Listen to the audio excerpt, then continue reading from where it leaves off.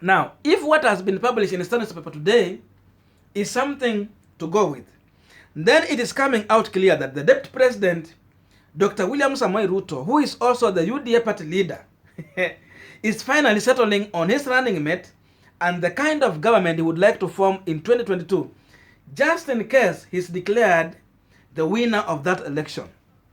And one thing that is coming out as a surprise to so many individuals is the formula is preparing to use on forming his government. How he's sneaking in with the position of Prime Minister, what is referring to as Chief Cabinet Secretary. Remember when NASA was forming the coalition, they had a position of Premium Cabinet Secretary.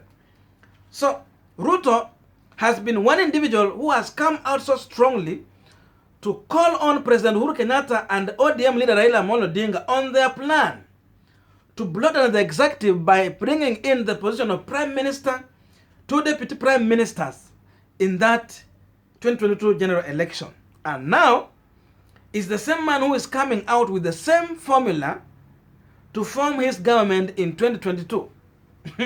Remember, according to Ruto, the Prime Minister position and the 2 deputy were meant just to share with the big boys, what he was referring to as tribal chiefs. And now, he has that formula again here to use in 2022. Again also, there are individuals who are set to gain in that formula and other people who are going to lose throughout when he's choosing his running mate and all those individuals. Before I break down into that, you might be watching me for the first time and you have not yet subscribed. My humble request is please consider to subscribe so that any other time, once I come out with a video like this one, you will always get notified. And to everyone who has subscribed, I must say thank you so much for your unconditional support. Actually, the more you subscribe to this channel, the more you help us to reach more people outside there. And again, to all the returning subscribers, thank you so much for coming back again. Now let us get back to our discussion. So, according to the Star newspaper, William Ruto is crafting his campaign team. And it's no longer guesswork. He has finally settled on Mount Kenya for a running mate. And Mwangi Kiunjuri, the TPS party leader, is the person Dr. William Samoei Ruto has gone for as his possible running mate. And this is leaving out questions on what next for Moses Kuria, the People's Empowerment Party leader. Someone who has been coming out so strongly to prove himself as the possible leader of Mount Kenya after President Uhuru Kenyatta exiting politics. Mwangi Kiunjuri, Moses Kuria has come out with a party that has proven to so many individuals in central Kenya. A party is well received and a party has gone on even to win some elections in the past by-elections. And now, William Ruto goes for Mwangi Kiunjuri. This also leaves questions. Where does he leave someone like Rigathi Gachagua, the Madera member of parliament, someone who has been coming out so strongly as a possible running mate to William Samoei Ruto? Someone like Kimani Ichung'wah has been very vocal and coming out so strongly to be considered as a running mate to William Samoei Ruto. But Ruto finally goes for Mwangi Kiunjuri, who has more experience, someone who has served in cabinet, and someone who understands politics. So this has come in as a blessing to some individuals and as a curse to other individuals. So going forward, it is going to be so much hard for Moses Kuria to stay in the UDA umbrella in as long as he is not given the position of running mate to William Samoei Ruto. And again, in the same arrangement, it is not going to be possible for William Ruto to dish also the position of Prime Minister to Central Region as long as he has a running mate there. So all these individuals are left out. And that is an unsolved question. In my own view, I strongly believe that Moses Kuria might not sustain to stay under the UDA party going to 2022 general election, since he was championing himself as a possible running mate to William Samoei Ruto. Moses Kuria is not interested to going in as a member of parliament anytime soon. He is not going for a gubernatorial position or a senatorial position in that line. Kuria was only setting his goal eye to position himself as a possible running mate to William Samoei Ruto. So that alone is a split in UDA party, in my own view. Now, so Moses Kuria, Mwangi Kiunjuri, Rigathi Gachagua, and Ichung'wah are all coming from Mount Kenya West. So an unresolved question also that is set for William Ruto is how he's going to deal with the issue of Mount Kenya East, the Meru communities. And now we have JB Muturi, who is set also to take over the leadership. And another person who is coming out strongly is Kithure Kindiki, who is also in William Ruto camp. But again, it is coming clear, according to the Star, that in his plan, he is confirming to these individuals that now the issue of Mount Kenya East has been dealt with since President Uhuru Kenyatta dangled the position of the Chief Justice, Martha Koome. So for that reason, they will not be given other position, but instead just to support William Ruto.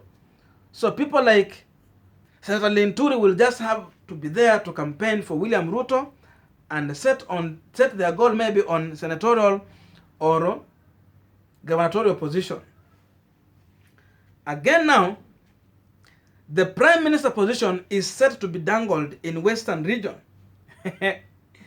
And according to this plan, dangling the Prime Minister position to Western region is just to deal with the issue of Raila Amolo Odinga control of Western region in Ruto's plan. So, in as much Raila Amolo Odinga might be on ballot, choose a running mate from Central region, as those people might be pushing, and then maybe come in a formula on how he's going to dangle the Prime Minister position to Western region. Then Ruto also is doing the same. Have a running mate in the Central region and have a Prime Minister dangle to Western region, just to deal with these two large communities. So that is how he said. And according to these people, William Ruto is setting to settle on one of the NASA principles for this position. I don't know who is this NASA principle. Would it be Masika Wetangula, the ODA, the Ford Kenya Party Leader? Musalia Mudavadi? I don't think so. Musalia might not take such position. And again, if it's not with Raila Amolo Odinga, I'm sure he will be on ballot. So going forward, I think Oparanya was an individual that Ruto could have been eyeing for to settle on this position of Prime Minister. But again, Oparanya went back to ODM. So that is a pending story to deal with. But that is the position he wants to dangle to. So my question is, Khalwale has been coming out so strong as a leader to lead Western people to William Ruto. I don't know why he's not going for that position. But I saw it for another day. So going forward, again, also according to the crafting of this issue, Ruto now is coming clear now to dangle also the position of Speaker of the National Assembly. Remember the three arms of the government, the National Assembly, we have the executive, and the next arm is the National Assembly. So that is the second arm led by the Speaker of the National Assembly. Now this one is going to dish to the coastal region. So someone from Coast will be the Speaker of the National Assembly according to the crafting of that team. Then going forward, Ruto in his formula comes out clear that now the remaining position, those are the cabinet secretary positions, are going to be dished out to all the second term governors who will be in his campaign team. Akina Nanong and the team. Those are the positions that he set to give to this team, and in that way, Ruto will have finally dealt with his team going to 2022 general election. So going forward, this is the team that Ruto has here, and he is set to go and campaign first President Uhuru Kenyatta and Raila Amolo Odinga candidature on ballot.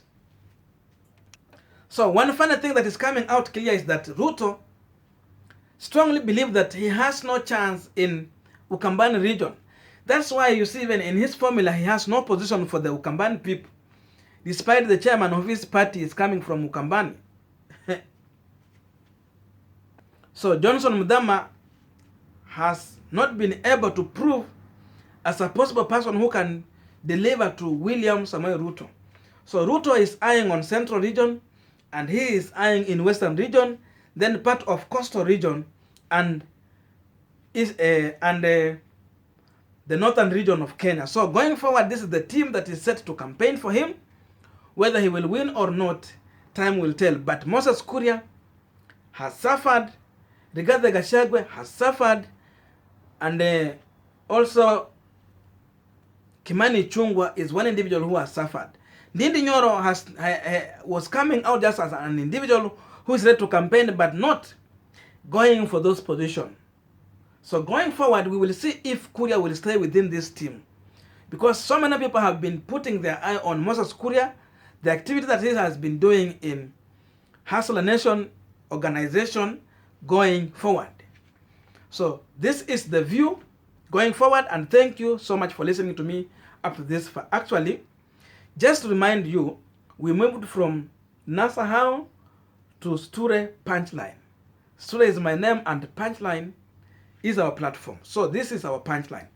So going forward, you will always reach me here, and please tell a friend to subscribe if you have not. If you have already subscribed, tell a friend to subscribe, and also share us out so that we can also reach more individuals down there.